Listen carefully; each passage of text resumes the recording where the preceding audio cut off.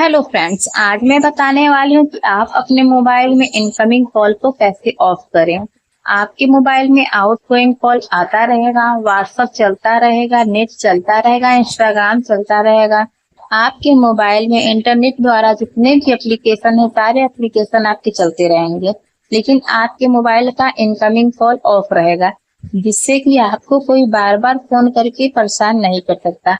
आप चाहे तो इनकमिंग कॉल को ऑफ करके आप पढ़ाई कर सकते हैं, गेम खेल सकते हैं या कोई और भी एक्टिविटी कर सकते हैं।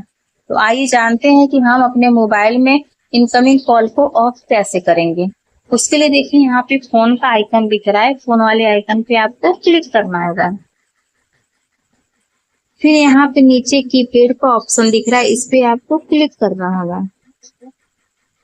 क्लिक करने के बाद यहाँ पे आपको स्टार 123456789 और हैशटैग आपको अपने सिम को सेलेक्ट कर लेना है कि आपको कौन सी सिम पर इनकमिंग कॉल बंद करना है और फिर देखिए यहाँ पे कॉल करना है।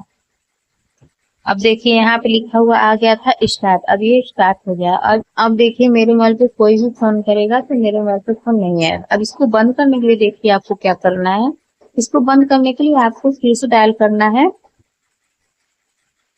##21#।